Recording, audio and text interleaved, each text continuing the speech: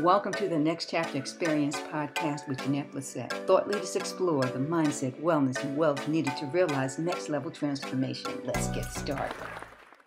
Welcome to the Next Chapter Experience. I'm your host, Jeanette Blissett, and today's guest is Robyn Balsley. She's an expert in taking whatever you have and making something of it that represents your personal style. She is the founder of Graceful Impression, which is a business that helps us step into our own authentic selves with confidence. I'm looking forward to this conversation. Robyn, welcome to the Next Chapter Experience. Thank you, Jeanette. Thanks for having me. Certainly. So how did all this get started, this whole fashionista thing you have going on? I've been in sales most of my career, so I've really paid attention to what people wear and how it makes you feel. I could go back as far as when I was a young girl.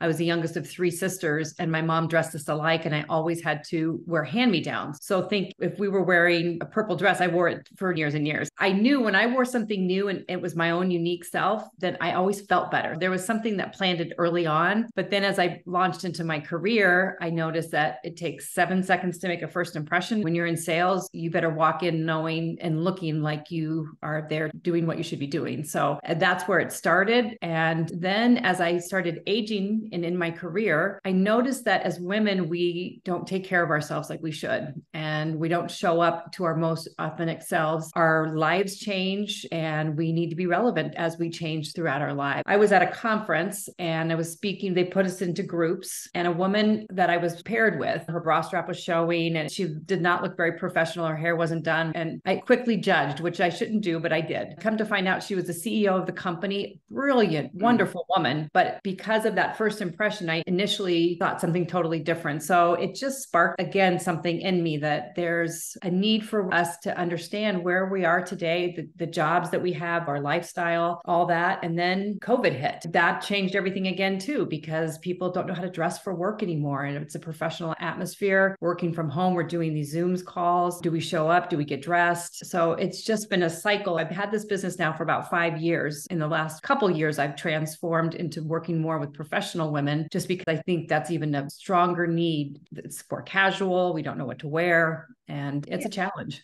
I think that has a lot of purpose. There's a lot of intention around that, because I remember when I started my career, I wasn't certain as to how I was supposed to show up. I looked at a very male-dominated organization and how the men were dressing. So naturally, as a young woman at that time, I was emulating what I was seeing, mostly men in suits and jackets. And it was a while before I discovered my own personal style. I'm talking years before I discovered that I could show up and represent myself well. To your point, though, I remember going to a corporate meeting and there was a vice president who came in and we were appalled at what she looked. First of all, she's not judging, but judging, okay? Yes, I know. We could tell that she wasn't taking care of herself and she was grossly overweight. I always have had this belief that if you are overweight, now this may be wrong, but I'm just saying, because I've been there myself. Sure. You have to spend a little bit more money on your clothes. Correct. To look a certain way. Now, men, they can be as big as the door and they throw on a jacket, tie, and they got it going on, okay? Exactly. Yes. It's a different scenario. It's a different dynamic. And I remember looking at her and thinking, what's wrong? There's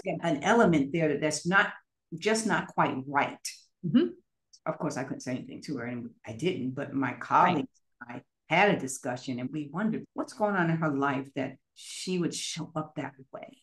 Very good point. Very good point. There's a whole mental mindset about it. I did some research on this. It's called enclothed cognition. It's a mindset of how we show up affects our day and who we are. So if you have that mental mindset, like you said, something was probably going on in her life. Or also, if we get up and we don't get dressed in a certain way, our whole day shifts. It's very different. Like we show up differently, we react differently, we're less productive. And the easiest example is that when you put on your workout clothes, your mind knows you're going to go work out. If you're in your workout clothes all day long, your mind's a little confused and it's not thinking we need to get to work now. It's a real thing. I say when I'm working with clients, it starts with our mindset. That's where it all starts. And then we go into your closet. And then there's a lot of things about your mindset in your closet that makes a difference. So I totally get that. In the whole virtual world of working from home, we can show up like we rolled out of bed, which is very annoying when I see that. I think you need to get yourself cleaned up and get your mind cleaned up so you know what the order of the day is going to be. Absolutely.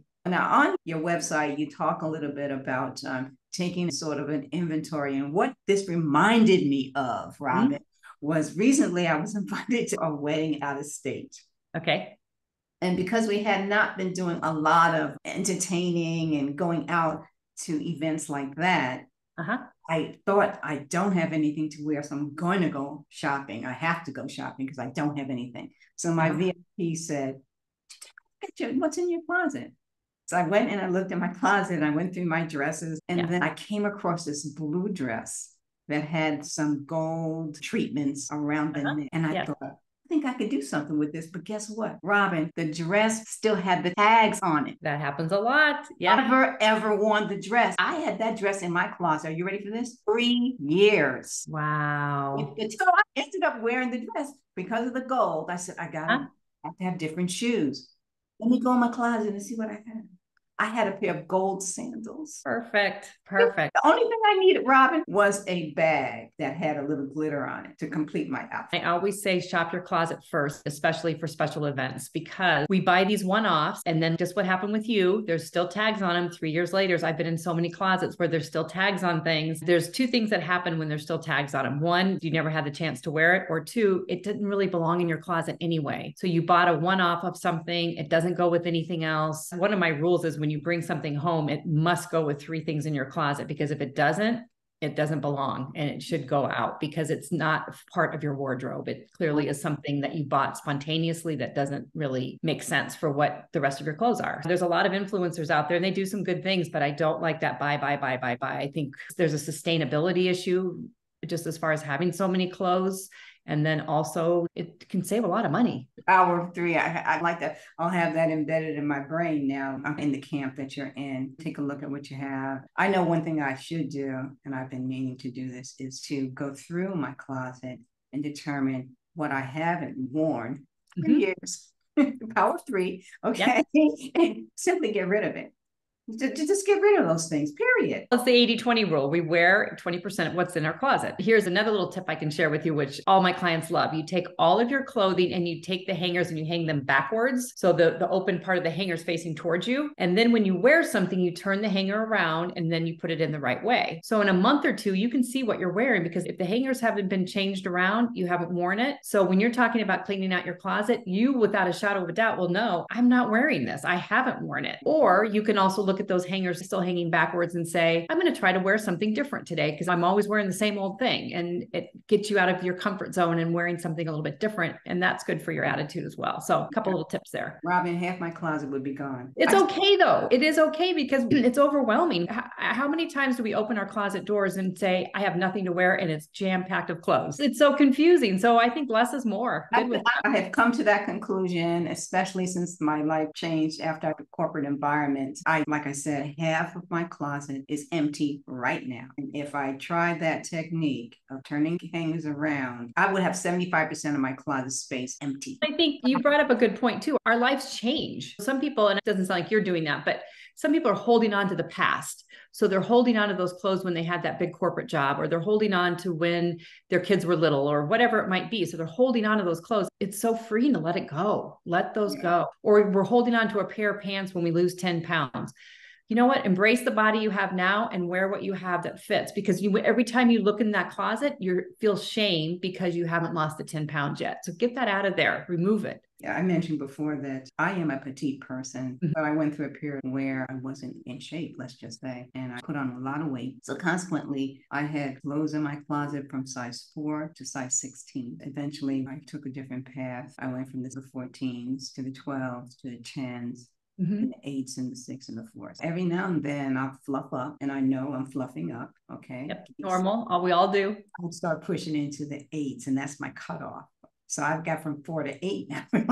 See, that's good though, but that's a good thing. That's a very good thing. And it's okay. We got to give ourselves grace. We work hard and we want to enjoy life. If we get a little fluffy, we get a little fluffy sometimes. We'll get back to it. We know what we need to do. So we talked a little bit about the emotional attachments we have to nostalgia that plays itself into how we present ourselves and things we hold on to. Other kinds of learnings have there been for you as you work with your clients in terms of what they go through emotionally and how they want to show up? I think it's a part of being relevant relevant. I think that they're not feeling worthy of their new position. I'd say about every 10 years, our lives change and we're in different decades of our life, our careers, our home lives, everything changes. I feel like it's somebody that doesn't want to wear a lot of color because they don't want to stand out, or they don't want to wear anything bright because they don't want to be noticed. So they wear all black, and all black is so classic and I love that look, but only if you're wearing it for that reason. But if you're wearing it to shut down, I see that a lot. It's the way that we dress that we try to hide ourselves instead of stepping into this new role that you have, or maybe you've gone through a divorce, or there's just so many life changes. Last year I became an empty nester, and that's a very different role for me. And I don't have kids at home anymore. So it's easy to close up, but instead step into something new and be relevant for who you are today, and think about who you want to be. What does that look like? And be that person. Clothes is such an easy way to step into something different. I just got into this phase where I just want to be comfortable. For some reason, that's the phase that I'm in right now. It's just comfortable clothing. It's a different world we live in now, and things are more casual, and we don't need to be as stiff and dressed up, but we can still look really good. That's the thing too, is you probably feel good in it because you're dressed, but you're super comfortable. And there's so many clothing options that are comfortable but look pulled together. I wondered if there were opportunities for you to see some commonalities of what some women want and how they want to represent themselves. I think you said it right from the beginning. It's comfort. People do want to be comfortable, but they want a little bit of uniqueness. So this brings me to another tip that I share with a lot of clients, is that, first of all, we all have our own personal style. And you can see that when you look at a magazine, when you look at people on TV or on a movie, like what resonates with you? What do you like? Then you can go onto Pinterest and you can either pull that person up, or you can look at different styles that they're wearing, and then you can see what do you like put together a certain way. And from that, you can also go in your closet and find things and wear them a different way. Pinterest is a great tool for so many things. It's for that. And then also, if I've got a red shirt and I don't know what to wear with it, you just type in red shirt outfits and you get all these ideas on how to wear a red shirt. So it helps you wear things in a different way and wear things that's unique to you. That's how you find your style, because we have some commonalities, but we also have a lot of uniqueness as well. I have a lot of accessory items like earrings and necklaces and rings and things like that. When you're working with your clients, and do you work with their accessories and how to put them together with what they have to give their outfit a pop, or what are you doing to style them? Yes. And so accessories this is another rule of three, where that third piece is what really makes an outfit. So if you have on a nice blouse and a pair of pants, and then you put on a beautiful statement necklace, something like what you're wearing right now, or I love a statement earring, or it just pops, like you said, it pops the whole outfit. So I help them categorize it, but also put it together so that they remember, I can wear this necklace with this. And we take pictures of things so that you remember how to wear things a certain way, because we get rushed in the morning and you don't think of accessories, but have them accessible in your closet so you can see them, put them together, and be out the door. Yes, we definitely want to work on accessories. It's very key. It's like the icing on the cake. It's that last little finishing touch of your outfit. So it's a very important piece that a lot of us skip.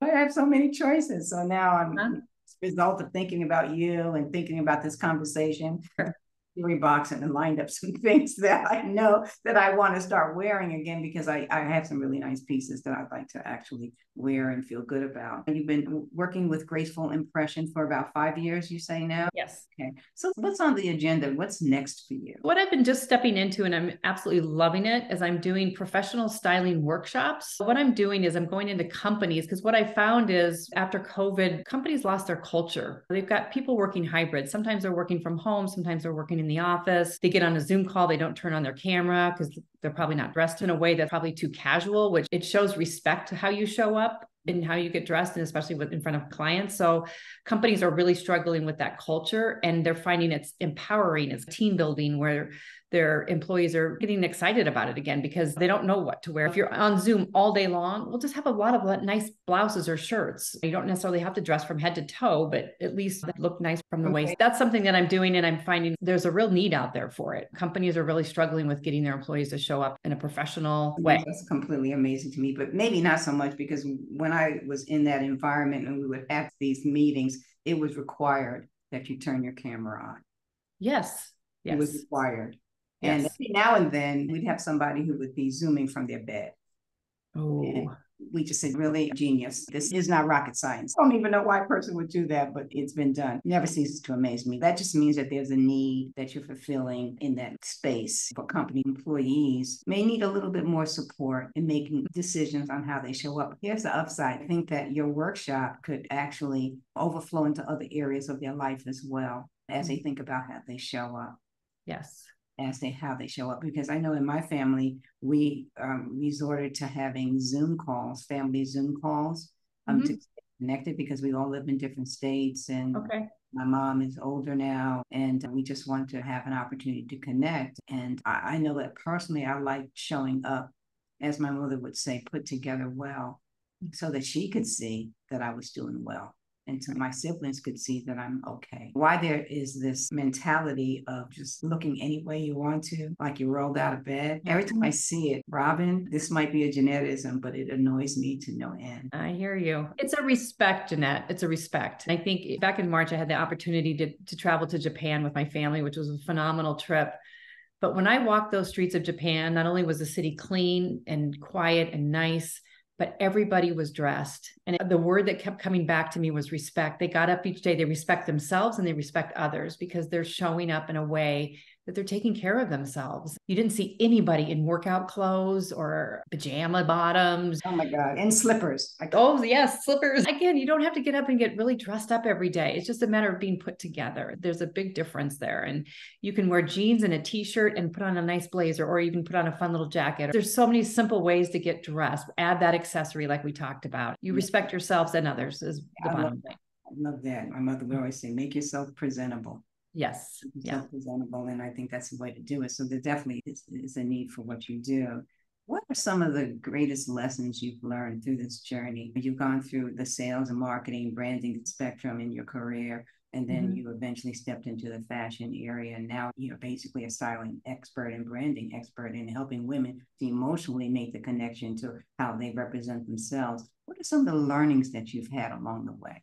I think the biggest one for me is that all of this is a matter of stepping into our confidence. I think we get into our shells, and I think it's a way that we can step out. And I think that we get dressed, how we show up, is a way of how we feel about ourselves. I think that's the biggest thing. I mostly work with women, but just how we are so hard on ourselves. We do so much and we give so much, but we have to give back to ourselves. I think it's a self-care in a way. It's something that we're doing for ourselves, and taking the time, budgeting the money, and you don't have to spend a fortune, but just putting yourself first. I think that's something that I've found is really key. People think it's all about the clothes, and it really isn't. It's how we put it all together. So I've just loved watching women step into their confidence. And my goal in life is to make hundreds and hundreds of women feel beautiful from the inside out. That's where I want this to go. And that's where it's been going. That's fantastic. That is fantastic. GracefulImpressions.com is one way to find out more about you. Are you on other social media outlets as well? Yes, I'm on Instagram. You can follow me. I'm always giving lots of fashion tips and ideas, and at Graceful Impression. I'm on Facebook as well, and Pinterest. So those are the 3 avenues. But on my website, and I do a blog. If you want more fashion tips, you can sign up for the blog on my website. Now you do consulting as well? Yes, I do a lot of virtual nowadays, just because then that way I can work with people all over the world.